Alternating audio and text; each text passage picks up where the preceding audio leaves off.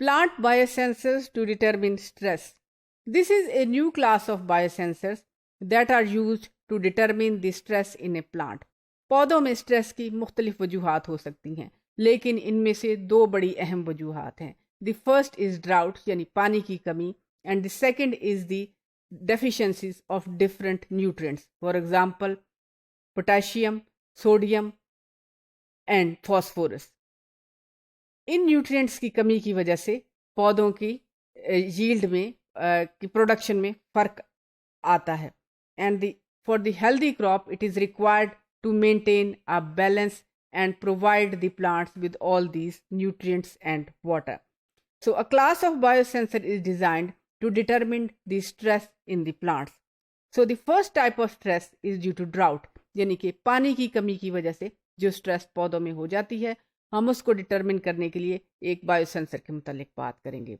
जब पौधों में पानी की कमी हो जाती है तो उनकी ग्रोथ रेट कम हो जाता है, फोटोसिंथेसिस का रेट भी कम हो जाता है, टिश्यूज डैमेज हो जाते हैं and there is a wilting. लेकिन कुछ प्लांट्स ऐसे हैं जो कि फौरी तौर पर कोई साइन एंड सिम्टम्स शो नहीं करते until and unless there is a severe harm और डैमेज. इन प्लांट्स की इस कंडीशन को डिटरमिन करने के लिए हम बायोसेंसर्स का इस्तेमाल कर सकते हैं. There is a biosensor which is specially designed to detect the water shortage. इस बायोसेंसर में हमारे पास दो इंपॉर्टेंट कंपोनेंट हैं. First is the stomata cells. Stomata cells are the important cells and they are found on the surface of the plant leaf, and these cells are responsible for the water level in the plants. इन stomata cells के जरिए evaporation का अमल जारी रहता है. And these stomata cells are opened as and closed as per requirement of the plant. यानी कि खुश्क साली के दिनों में स्टोमेटा सेल्स क्लोज रहते हैं और जबकि रेनी सीजन में स्टोमेटा सेल्स आमतौर पर ज़्यादा टाइम के लिए ओपन रहते हैं.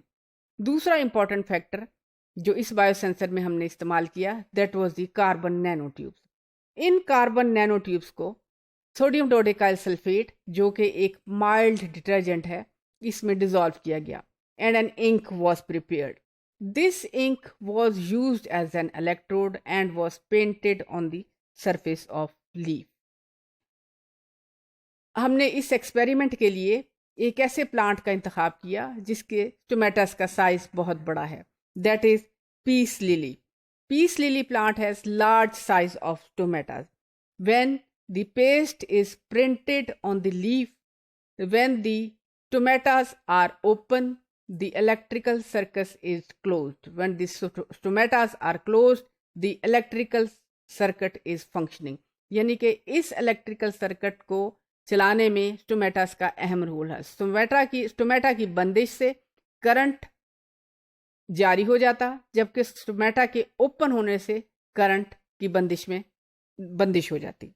तो इस तरह से ये बायोसेंसर डिज़ाइन किया गया. And this biosensor is very helpful in determining the physiological response of a particular plant during the drought condition. Now, how does this work? We can see in this slide.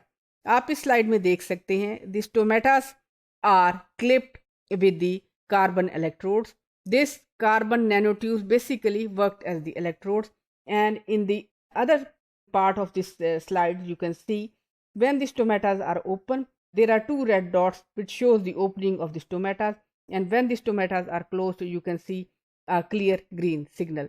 So this is the technology, latest technology that is used for the detection of the drought condition in a plant. Now the other example is again a very interesting example. This is the a biosensor for determining the amount of nitrogen in a plant. अगर किसी plant में nitrogen की कमी है so we can use this biosensor and detect it. आमतौर पे legumes या दालें इनमें नाइट्रोजन कंटेनिंग कंपाउंड्स होते हैं. The plants basically use the atmospheric nitrogen by the virtue of bacteria which are known as rhizobium. These bacteria converts the atmospheric nitrogen into ammonia which is further converted into ammonium ion and used for the production of different amino acids. In amino acids में glutamine की तादाद सबसे ज़्यादा होती है. Glutamine concentration में high होने की वजह से बहुत प्रोमिनेंट होते हैं. These amino acids are transported or exported to leaves and other parts of the plant for the protein synthesis. Transportation के दौरान ग्लूटामिन का कुछ हिस्सा evaporate हो जाता है. Once we can determine the amount of glutamine present in the environment or released, we can check if the plant is suffering from the shortage of nitrogen or not.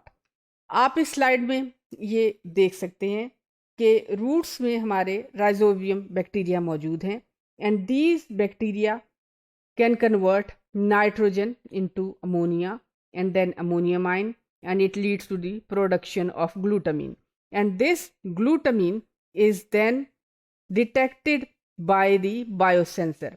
This is an E. coli based biosensor which contains a glutamine lux protein. This protein is the luciferase protein which was used, and upon the detection of glutamine you can see a signal. यानी कि अगर glutamine की circulation में या volatile glutamine में कमी आई है तो इसका मतलब ये है कि plant is suffering from nitrogen deficiency, and if there is an ample nitrogen available then there would not be any deficiency or any less amount in the environment.